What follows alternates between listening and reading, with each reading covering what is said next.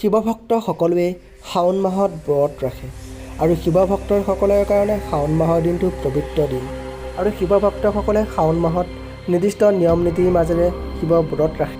আজি আমি এই ভিডিঅ'টোৰ জৰিয়তে জানিম শাওণ মাহত আপুনি কি নিয়ম নীতি অৱলম্বন কৰি শিৱ ব্ৰত ৰাখিলে আপুনি অধিক ফলপ্ৰসূ আৰু লাভদায়ক হ'ব। শাওণৰ প্ৰথম সোমবাৰৰ বিশেষ মহত্ব থাকে।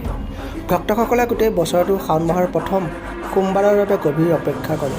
শাওণ মাহৰ গোটেইকেইটা সোমবাৰৰ মহত্ব আছে যদিও শাওণৰ প্ৰথম সোমবাৰৰ বিশেষ তাৎপৰ্য আছে। এই সোমবাৰৰ গুৰুৰ অলপ বেলেগ ধৰণৰ। পৌৰাণিক কাহিনী অনুসৰি শাওণৰ সোমবাৰে ভোলানাথক পূজা কৰিলে সকলো দুখ যন্ত্ৰণাৰ পৰা মুক্ত হৈ আকাংক্ষিত ফল পোৱা যায়। গতিকে শাওণৰ প্ৰথম সোমবাৰে কেনেকৈ ভগৱান শিৱক পূজা কৰিব লাগে তাৰ বিষয়ে জানো আহকচোন। শাওণৰ প্ৰথম সোমবাৰে ব্ৰহ্মপুৱাতে উঠিব লাগে। ইয়াৰ পিছত গোটেই ঘৰটো চাফা কৰাৰ পিছত গা ধুব লাগে। গোটেই ঘৰটোত গংগা জল বা পবিত্ৰ নৈৰ পানী ছটিয়াই দিব লাগে। পূজা কৰাৰ সময়ত কেতিয়াও ক'লা কাপোৰ পিন্ধিব নালাগে।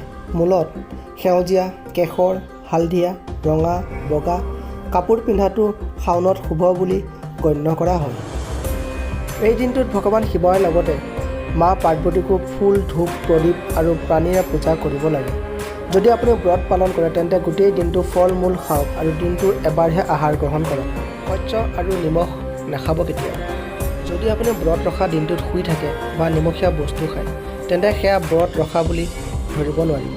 শিৱলিংগত যেতিয়া আপুনি পানী বা গাখীৰ ঢালি পূজা কৰে তেতিয়া এই মন্ত্ৰটো উচ্চাৰণ কৰিব। য়দং কৃষ্ণানী য়ুদকং ওম পশুপতয়ে নমঃ বা য়দং স্নানী জলং ওম নমঃ শিৱায় নমঃ।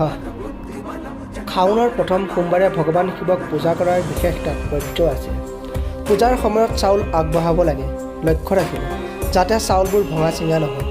শিৱলিংগত চাউল আগবঢ়ালে ভক্তই সকলো পাপৰ পৰা মুক্তি পায় আৰু তেওঁ ইচ্ছা পূৰণ হয় বুলি বিশ্বাস কৰা হয়।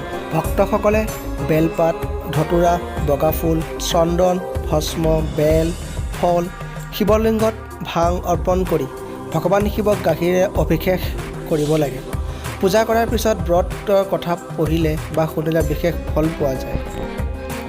শিৱক পূজা আৰতি কৰি ভগৱান শিৱক ভোগ অৰ্পণ কৰি পৰিয়ালত বিতৰণ কৰাৰ পিছতহে নিজে গ্ৰহণ কৰিব লাগে।